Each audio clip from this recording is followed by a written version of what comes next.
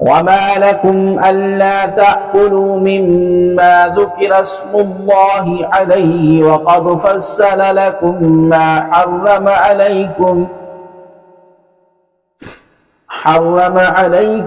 إلا ما اضطررتم به إليه وَإِنَّ كَثِيرًا لَيُضِلُّونَ بِأَهْوَائِهِمْ بِغَيْرِ عِلْمٍ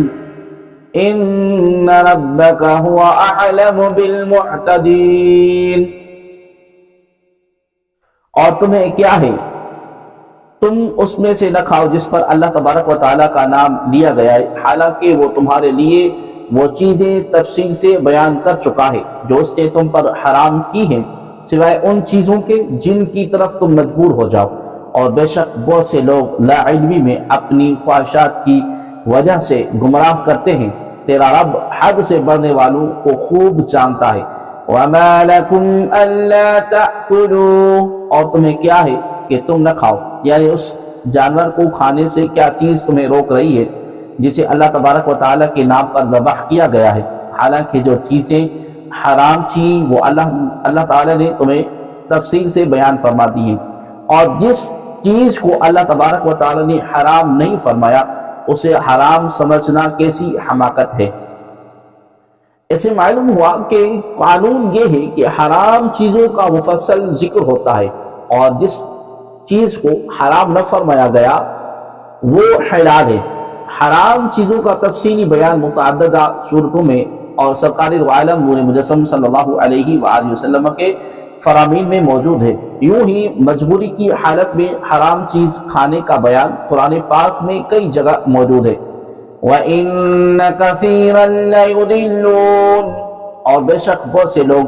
گمراہ کرتے ہیں۔ کفار بحیرہ اور صائبہ بتوں پر چھوٹے ہوئے جانوروں کو تو حرام جانتے ہیں، اور جو جانور غیر خدا کے نام پر ذبح ہو یا خود مر جائے انہیں حلال جانتے ہیں، حالانکہ معاملہ اس کے بالکل برعکس ہے، لہذا ان جاہلوں کی بات نہ مانو۔ اس آیت کریمہ کو پڑھ کر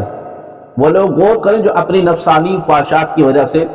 چیزوں کو حرام یا حلال قرار دے کر گمراہ کرتے ہیں، شریعت سے ان کا کوئی تعلق نہیں۔ اس طرح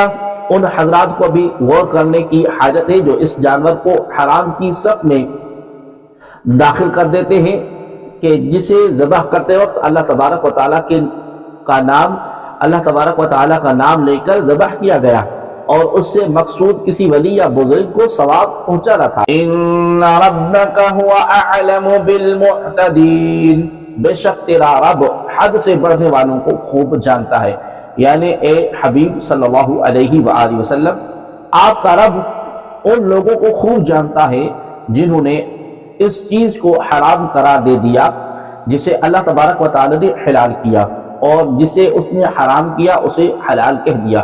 اللہ تبارک و تعالی انہیں ان کی حرکتوں کی سزا دے گا۔ اس آیت مبارکہ سے ان لوگوں کو بھی ڈرنا چاہیے جو بغیر علم محض اپنی رائے سے حرام و حلال کا غلط فتویٰ دیتے ہیں۔